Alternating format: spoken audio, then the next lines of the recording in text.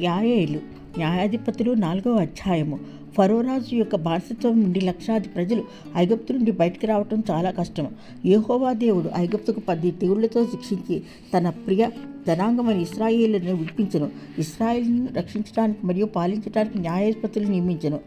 Othniel మొదటి న్యాయాధిపతులు ఉన్నంతకాలము ఇశ్రాయేలు దేవుని యొద్ద భయభక్తులు కలిగి ఉన్నారు. ఒక్కొక్క న్యాయాధిపతి మరణించగా తిరిగి పాపంలో పడ్డారు. ఈ విధంగా 7 మార్లు దేవునికి దూరమైనారు. యాయేలు అనగా అడవి మేక అని అర్థము. బైబిల్లో మేక వెంట్రుకల గురించి వ్రాయబడింది. ఏ స్త్రీలు జ్ఞాన హృదయం కలవారే ప్రేరేపించబడరో వారందరూ మేక వెంట్రుకల బడికి. నిర్గమం 35:26 వచనం. మరియు మందిరం మీద గుడారముగా మేక వెంట్రుకలు తెరలుగా వేసెను. వాటిని 11 తెరలుగా చేసెను. నిర్గమం 36:14. సాధారణంగా మేక వెంట్రుక పిరుసుగా ఉండును, కానీ ఇక్కడ ఈ స్త్రీలు జ్ఞానంతో వడికి వెంట్రుకలతో మందిరపు తెరలుగా వాడబడింది. ఈ కష్టమైన పని చేయుటకు జ్ఞానహృదయం అవసరం. ఇలాంటి జ్ఞానహృదయము యాయేలుకు ఉండింది. ఈమె ధైర్యసాహసాలు గల స్త్రీ. సీసేరా అడ్మారైంది. దేవుడే సీసేరాను కలవరపరిచాడు. బారాకుకు భయపడి రథము దిగి పారిపోయాడు. త్రోవలో యాయేలు గుడారం చూచినప్పుడు అతని ప్రాణం లేచి వచ్చింది.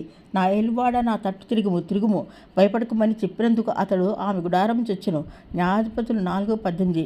యాయేలు భర్త అయిన హెబరు హోస రాజైన యాబీనుకు సమాధానం ఉండేను గనుక అసీరా యాబీనుకు ఆశ్రయించింది.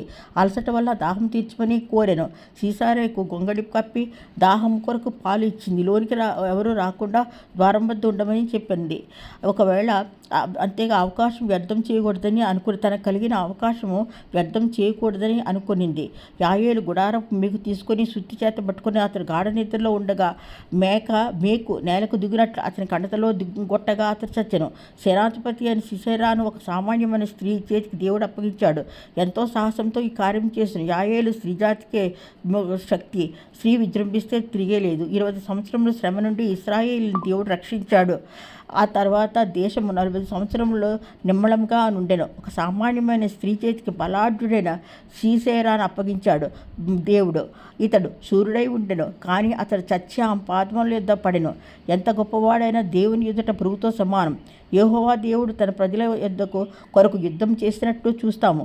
సీసేరా దేవుని ప్రజలను హింసించిన వలన మరణానికి అప్పగించబడ్డాడు. దేవుడు మన పక్షాన ఉండి వ్యాజ్యమాడతాడు.